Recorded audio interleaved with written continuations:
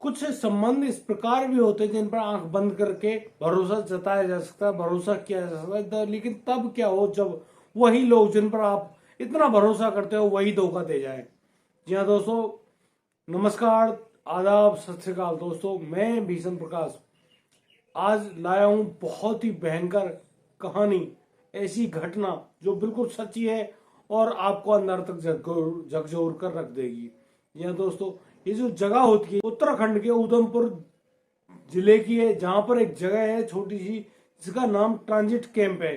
Transit camp में एक माँ होती है और माँ अपने बेटे को ढूंढती हुई घूम रही है, जगह जगह इधर उधर ढूंढ रही है कि किसी ने उनके बेटे बिट्टू को देखा है क्या। लेकिन बिट्टू जो है कि मिलके नहीं दे रहा था। वह हर जगह जाती है, अपने आस पड़ोस हर घर में जाती है, लेकिन उनको बिट्टू नहीं मिलता है। अंत में वह अपनी देवरानी के घर जरूर पहुंचती है और जाकर वहां देखती है और वह दरवाजा नहीं खटखटाती है, वह सीधा दरवाजा खोल देती है।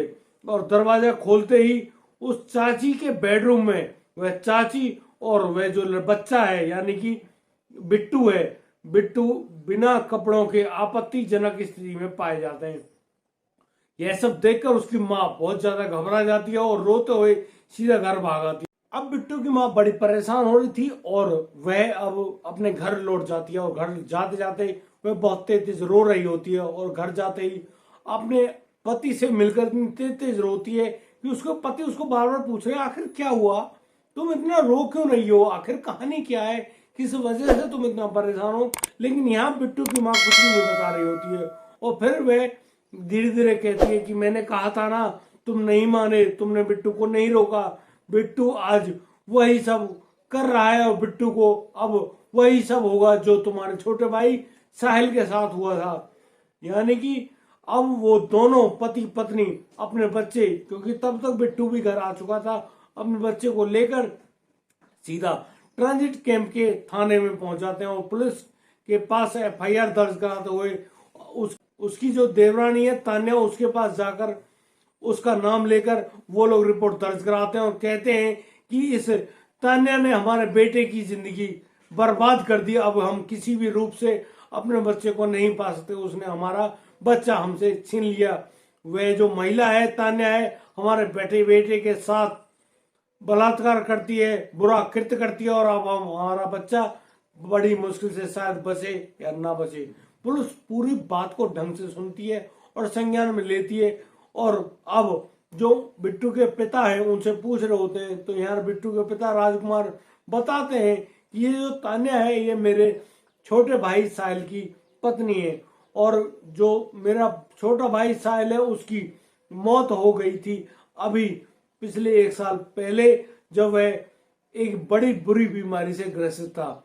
यानी कि इस बीमारी का नाम वह बताता है कि उस बीमारी का नाम एड्स है और एड्स का इस दुनिया में कहीं पर कोई इलाज नहीं है। वह जो बिट्टू है अपना चाची चाची का बहुत प्यारा बच्चा होता है और चाचा चाची अपना बहुत प्यार लुटा रहे होते हैं उस बच्चे पर। लेकिन कहीं ना कहीं तान्या अपने पति की मौत का जिम्मेदार उसके जेठ यानी कि राजकुमार को समझती थी, इसीलिए वह यह सब करना चाहती थी। फिर एक दिन वह अपने गांव जो पीलीभीत के पूरनपुर नाम के गांव में जाती है और साथ में होता है बिट्टू, और बिट्टू को जब संग ले जाती है तो करीब 6 दिन रुककर वहां आती है और इन 6 दिन में करीब 6 बार शारीरिक संबंध बनाती है बिट्टू के साथ और बिट्टू उस शारीरिक संबंध के बाद घर लौट आता है और यहाँ पर जब भी मौका मिलता तान्या उस बच्चे बिट्टू को अपने पास बुलाती और फिर उसके साथ वही बुरा कृत्य को अंजाम देती। पुलिस को दी गई जानकारी के अनुसार अब पुलिस उस तान्या के खिलाफ दुष्कर्म बलात्कार पॉक्सो एक्ट का इस्तेमाल करते हुए उस महिला को गिरफ्तार कर लाती है और अब उसको सलाखों के पीछे भेज दिया जाता है। यानी कि एक जो महिला होती है वह अपने पति की मौत का जिम्मेदार उनके बड़े भाई राजकुमार को समझती है। यानी कि जो एड्स जैसी जो बीमारी है जिसका इस दुनिया में कोई इलाज ही नहीं है, उसने अपने जेठ से बदला लेने के लिए अपने भतीजे को ही इतनी बुरी बीमारी का तोहफा दिया। दोस्तों, जब डॉक्टरी जांच हुई तान्या की तो तान्या को पूर्ण रूप से एड्स से ग्रस्त पाया और अब वह उसकी जान खतरे में है।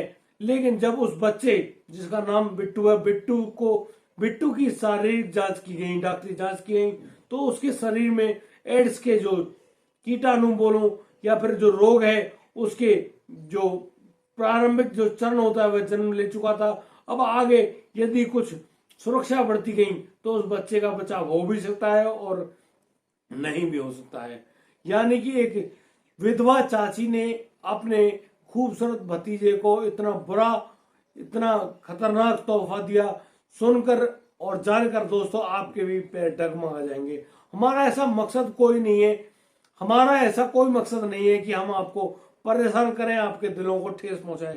लेकिन दोस्तों इस प्रकार की घटनाएं भी हमारे ही समाज में जन्म लेती हैं और इसका परिणाम बेहद बुरा होता है। ये किसी के साथ भी हो सकता है। इसीलिए प्लीज आप लोगों से मेरा यही अनुरोध है कि आप इस प्रकार के किसी भी मामले से अपने आप को बचाएं, सुरक्षित रखें, खुद को बचाएं, अपने बच्चों को बचाएं और अपने आस पड़ोस में कहीं पर भी इस प्रकार की घटनाओं की यदि कोई जानकारी हो तो उसको तुरंत से तुरंत पुलिस के पास जरूर पहुंचाएं ताकि वह बहुत बुरा रूप धारण ना कर ले। दोस्तों हमारी ये वीडियो और यह दी गई जानकारी यदि आपको अच्छी लगी हो तो हमें लाइक करें, कमेंट करें, शेयर करें और हाँ सब्सक्राइब करना बिल्कुल मत भूलिएगा। दोस्तों मिलता हूं कल, लाता हूं एक नई सनसनीखेज खबर जो कि आपको हिलाकर रख देगी। तब तक के लिए मैं लेता हूं आपसे विदा। जय हिंद, जय भारत।